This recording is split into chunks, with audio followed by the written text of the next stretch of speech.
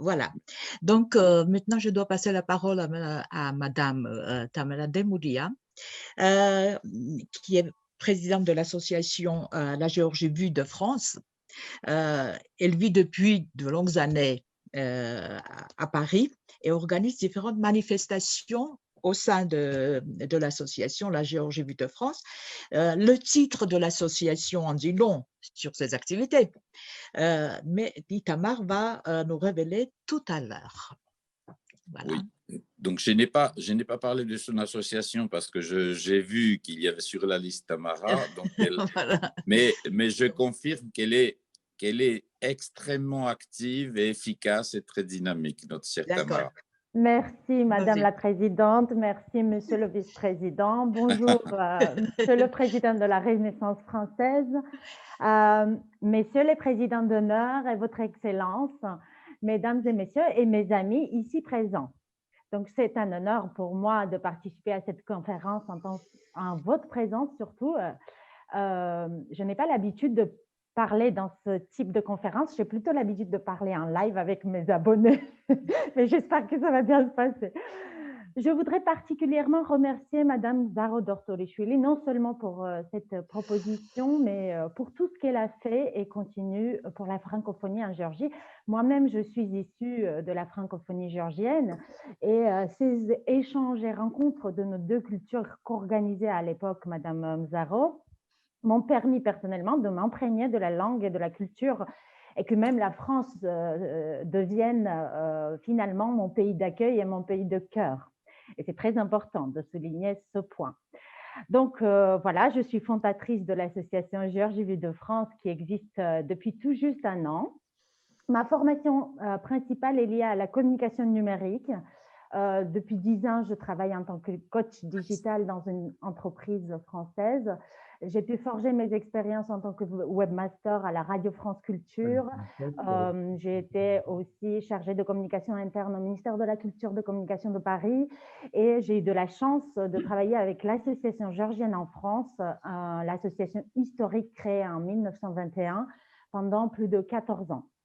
Donc, l'idée du départ de cette association Géorgie Vue de France, c'était avant tout la création d'un support de communication pour centraliser les informations concernant les événements géorgiens en France. C'est pour cela que nous avons choisi les réseaux sociaux. Nous avons créé donc la page professionnelle accessible à tous et permettant à ceux qui s'y intéressent donc à la Géorgie d'avoir toutes les informations.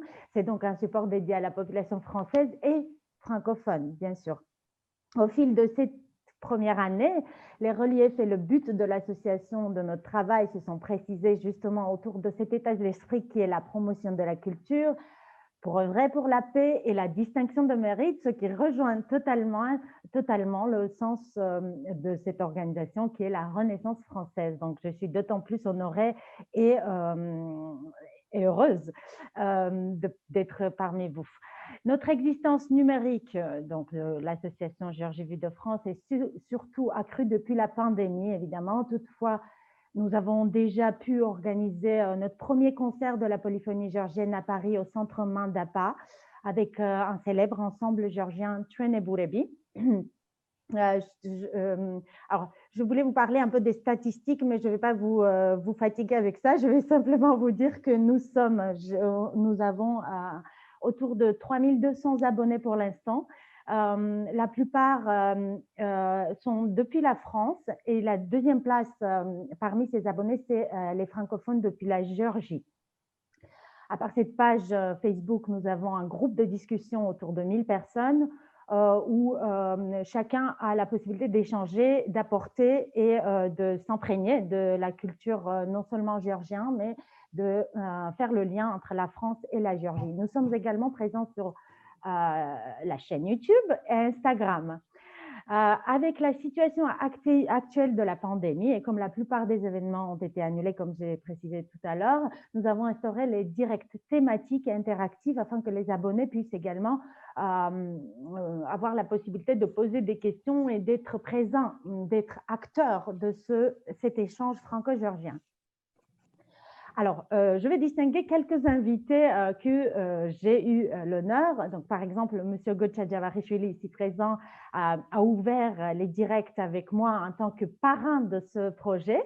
Nous avons démarré donc avec l'histoire de l'indépendance géorgienne. C'est un sujet qui était ressorti lors des sondages effectués au préalable. Nous avons invité également Madame Maya Barsimashvili-Raphaël, docteur en littérature comparée de l'Université Paris 10, au sujet de la littérature géorgienne traduite en français.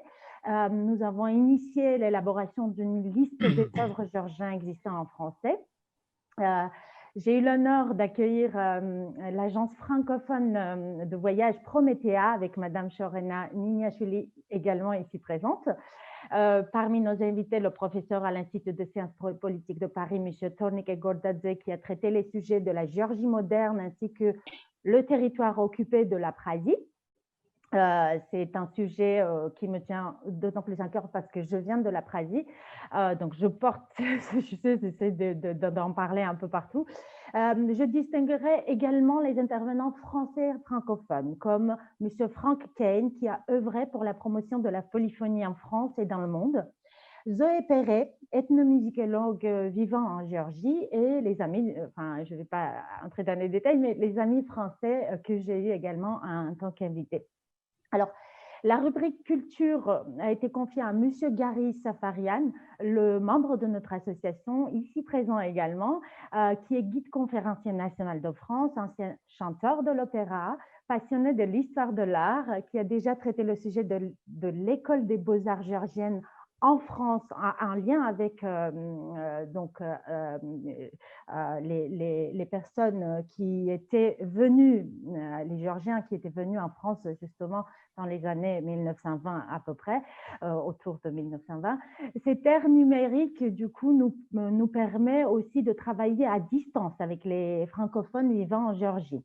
Depuis un mois, une jeune francophone, Magda Pourtroanidze, nous a rejoints avec la rubrique qui s'intitule « Les traces françaises en Géorgie ». Magda élabore les articles qui sont basés sur les recherches documentaires et historiques. De cette manière, nous renforçons encore plus le lien entre la Géorgie et la France, même en temps de pandémie. Donc, juste deux mots sur Serge Kroishvili, qui est d'origine géorgienne, qui apprend le géorgien. Et donc, il est membre de notre association. Il est délégué général de l'Union nationale des missions locales et il œuvre pour que les entreprises et la société en général, donnent aux jeunes plus de chances pour accès à l'emploi.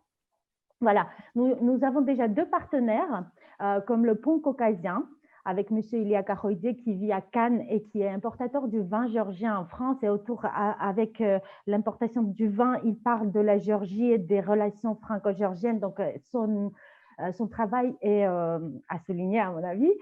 Et nous avons une tout jeune partenaire également, Eastern Circles. C'est une plateforme innovante de mise en relation des jeunes talents et de professionnels qui travaillent en lien avec le pays de l'espace post-soviétique auprès de Sciences politiques de Paris. À l'avenir, nous avons pour projet de capter l'intérêt et l'attention de plus jeunes à travers les plateformes comme par exemple TikTok pour intéresser la jeunesse française à la Géorgie et la jeunesse géorgienne à la France. Et donc, je vais confier cette tâche plutôt aux jeunes. Pour l'instant, c'est en cours d'élaboration, mais je vous remercie pour votre attention et pour tout ce que vous faites pour la francophonie et la Géorgie. Bon, merci Tabna pour ton discours passionnant. Je vois que M. Fada veut commenter ton intervention. Avec plaisir. Non, je voulais simplement la féliciter parce que j'ai beaucoup apprécié son intervention et puis lui dire qu'il faudrait que l'on noue des liens au niveau du siège à Paris puisqu'elle vit à Paris. Je crois qu'il faudrait qu'il y ait un lien qui s'établisse. Je serai honorée, M. Fada. Merci beaucoup pour votre commentaire. C'est très important pour moi. Merci. Bon.